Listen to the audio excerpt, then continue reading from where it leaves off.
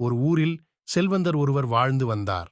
அவர் எப்பொழுது சந்தைக்குப் போனாலும் ஏதாவது உணவுப் பொருள்களை வாங்கி வருவார். வீட்டுக்கு வந்து அமைதியாக உட்கார்ந்து அதனை ருசித்து சாப்பிடுவார். அவரிடம் ஒரு வேலைக்காரன் இருந்தான். அவன் செல்வந்தர் எதைக் கொண்டு வந்தாலும் அதில் சிறிதளவாவது தன்னுடைய சாமர்த்தியத்தால் கேட்டு வாங்கி சாப்பிடுவான். வழக்கம்போல் ஒருநாள் சந்தைக்கு சென்று செல்வந்தர்தான் உண்பதற்காக ஒரு டம்ளர் நிறைய கட்டித் தயிர் வாங்கி வந்தார். இம்முறை இந்த கட்டித் தயிரில் சிறிது கூட வேலைக்காரனுக்கு கொடுக்கக்கூடாது, முழுவதையுமே தானே சாப்பிட வேண்டும். அதற்கு ஒரே வழி அவனை ஏமாற்றுவதுதான் என்று எண்ணி அவர் வீட்டுக்குள் நுழைந்தார். அவரை வேலைக்காரன் பார்த்துவிட்டான். அவன் செல்வந்தரை நோக்கி, ஐயா, டம்ளரில் என்ன இருக்கிறது என்று கேட்டான். உடனே செல்வர், சுண்ணாம்பு வாங்கி வந்திருக்கிறேன். இதை சாப்பிட்டால் வயிறு எரிந்து வயிற்றில் வலி வந்து உடனே உயிர் போய்விடும். எக்காரணம் கொண்டு இதைத் தொடாதே.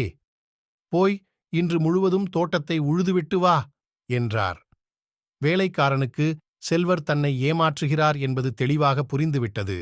அவருக்கு சரியான பாடம் கற்பிக்க வேண்டும் என்று மனதில் எண்ணிக்கொண்டான். அது மட்டுமல்ல, அந்த டம்பளரில் இருப்பது கட்டித் தயிர்தான் என்பதை அதன் வாசனையை வைத்து தெரிந்து கொண்டான். அவன் உடனே அந்த செல்வந்தரை பார்த்து, ஐயா, வெற்றிலை பாக்கு போட அந்த டம்ளரில் இருக்கும் சுண்ணாம்பிலிருந்து சிறிது எடுத்துக் கொடுங்க என்றான்.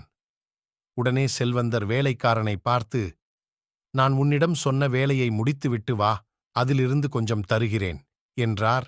மாடுகளை ஓட்டிக்கொண்டு சென்ற வேலைக்காரன் சிறிது நேரத்திற்குள் வீட்டிற்கு வந்தான்.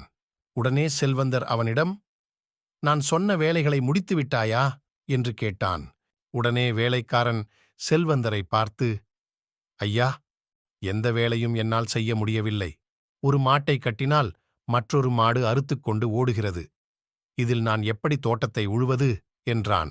உடனே கோபப்பட்ட அந்த செல்வந்தர், வேலையை செய்ய சொன்னால் விளையாட்டு காட்டுகிறாயா என்று கூறி அவன் முதுகில் ஓங்கி அறைந்தார்.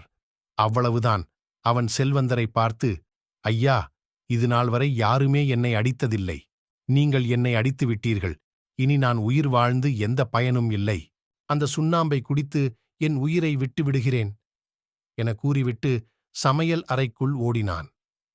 டே, குடிக்காதே என்று அந்த செல்வந்தர் அவன் பின்னாலே கத்திக் கொண்டு வந்தார். அதற்குள் அந்த டம்பளரில் இருந்த கட்டித் தயிர் முழுவதையும் அந்த வேலைக்காரன் குடித்து விட்டான். வேலைக்காரனை ஏமாற்ற நினைத்துதானே முடிவில் ஏமாந்து விட்டேனே என்று செல்வந்தர் மனதில் கூறிக்கொண்டு அங்கிருந்து நகர்ந்தார். நீதி: பிறரை ஏமாற்ற நினைப்பவன் முடிவில் தானே ஏமாந்து போவான். எனவே யாரையும் ஏமாற்றாமல் வாழ பழகிக்கொள்ளுவோம்.